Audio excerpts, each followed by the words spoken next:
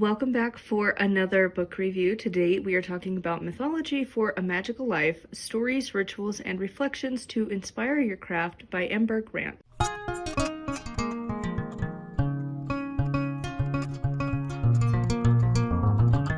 So this book goes over a few different myths from around the world.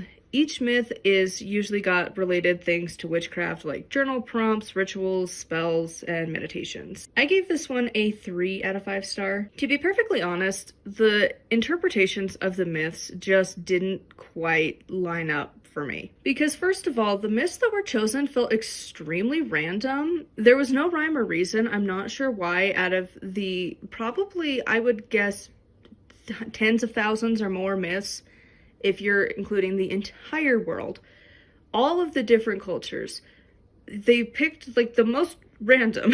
And I'm really not sure like why these ones were picked. It just felt super just random. The content afterwards also wasn't my favorite because a lot of times it just didn't really completely connect with the myth they were talking about anyways for me. Everyone interprets myths differently. I didn't really agree with a lot of them, and like especially the conclusions that were drawn afterwards didn't really connect with. And of course, that's just the thing with mythology. Everyone's going to connect with the myth a little bit differently, and there's just certain points to it that, like, as we look at myths in modern context, they are taking on new meanings. Again, look at like Medusa. She has her vibe is very different nowadays compared to what it used to be. Same with Persephone. Like, there's a lot of Greek ones in particular that the myths kind of change. And the one in this book that it did feel like that was kind of apparent was like with, and I feel like it's pronounced Psyche. That's how I've always heard it. But her and Aphrodite, and I think in the book they named him Cupid, but also like he could have been like Eros or something like that. But that myth, the way it was interpreted, I feel like was like a guess, but that isn't where I would have gone with that myth personally. But again, I feel like it's just whatever context you want to look at these myths, and it just didn't really line up for me. And other books have done that, but usually the myths first of all have a point and they are directly linked, and these just, it felt really lightly kind of ish connected. And I don't know, I didn't personally really connect with what the author was trying to do with it, because the entire book just felt very rambly and just needed more direction. It felt kind of like a first draft that an editor should have gone in, and again, I judge books harsher if it is traditionally published rather than self-published.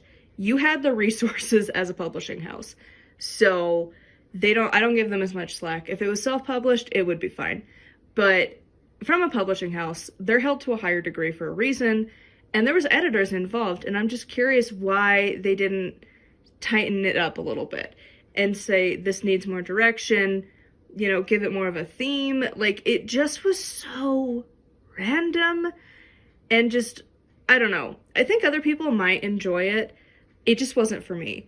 And like, it has stuff from all over the world, so if you are curious, you know, like, it's got all sorts of stuff. It's got a few different like Native American ones, which was cool. There are of course Greek, and you've even got, I think there was like 1 or 2 for the Norse. So like, there's information in there. I just personally didn't really connect with it. I would say this book is going to be for anyone who is really interested in mythology and going a little bit deeper.